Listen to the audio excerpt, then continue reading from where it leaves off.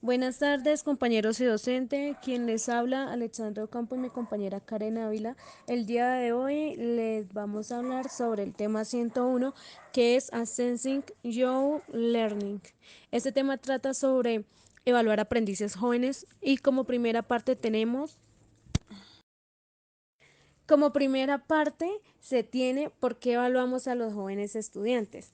Entonces se debe pensar de que la educación está en un constante cambio donde no solamente está, pues antes estaba la presencialidad, entonces ahorita está pues la virtualidad. Entonces, como docentes siempre se está buscando cómo evaluar a los estudiantes, ¿sí? Y para esto siempre se tiene que decir qué va a evaluar y cómo lo vamos a evaluar. Entonces, para estos tipos de evaluaciones existen cuatro.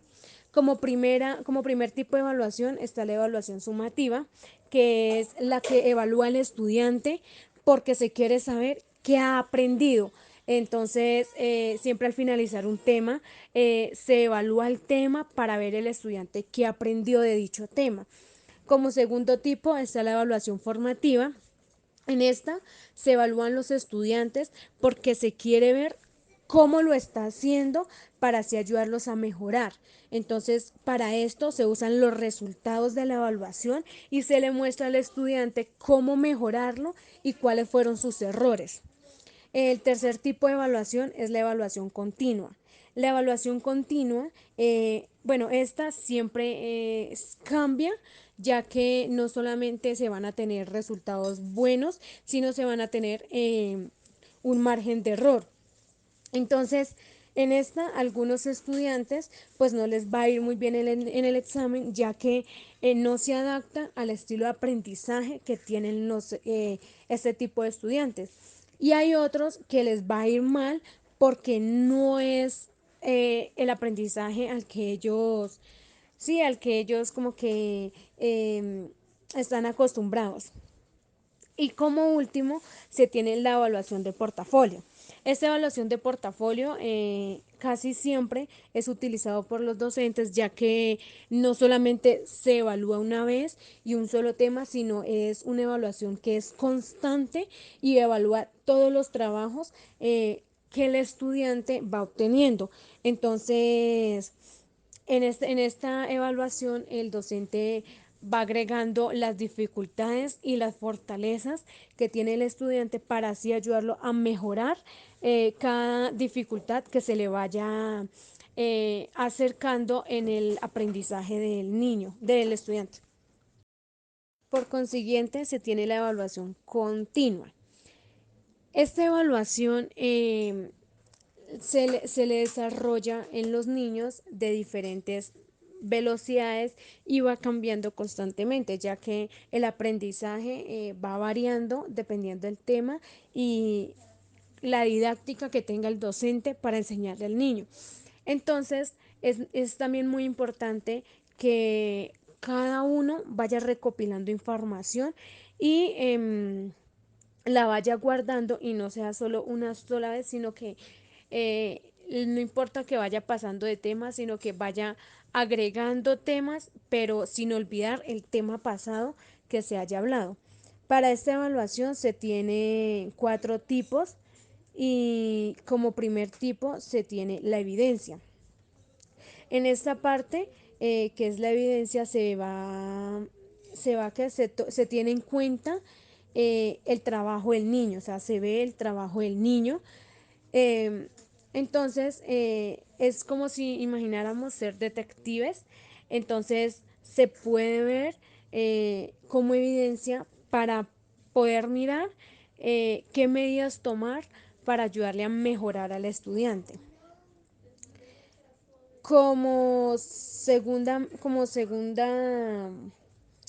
medida se tienen las fortalezas, ya que en este tipo de aprendizajes no solamente se le van a mostrar las debilidades, sino también las fortalezas. Entonces se le hace una lista de fortalezas y debilidades para luego decirle al alumno cómo puede mejorar y aprovechar esas fortalezas. Entonces, por ejemplo, el estudiante es bueno utilizando el presente simple, pero entonces necesita ayuda para entender que se le va a agregar una S a la tercera persona que va en singular. Y también necesita eh, como organizar sus ideas y que le ayudemos a organizar los eventos para que así la historia vaya coincidiendo y tenga un orden coherente. Como tercer tipo se tiene el perfil del estudiante.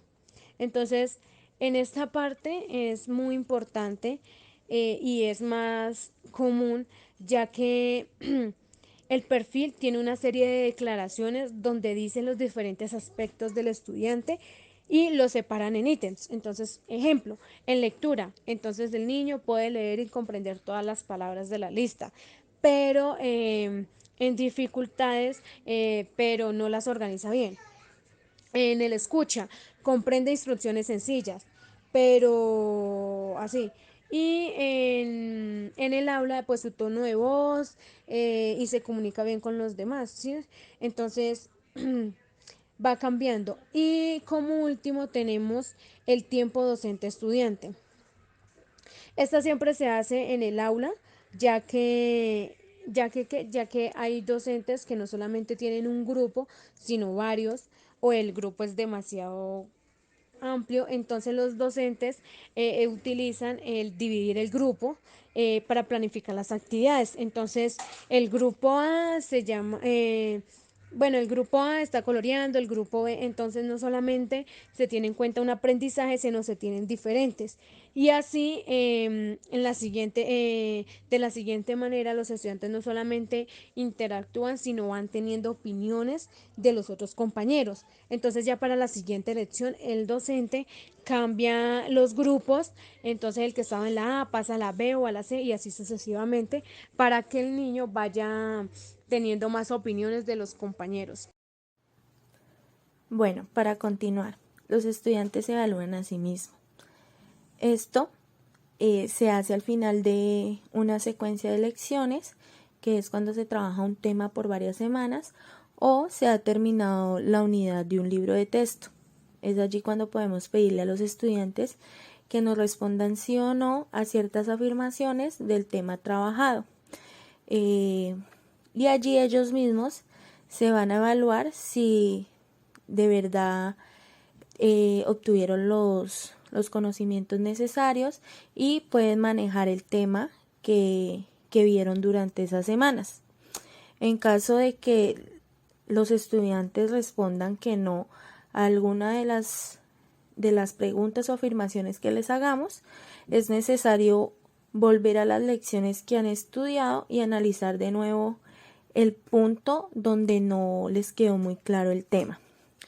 También, cuando se finaliza la secuencia de lecciones, los alumnos pueden realizar tareas similares a las que trabajaron durante esa secuencia y ellos mismos van a decir si tienen éxito o no al realizar esas actividades.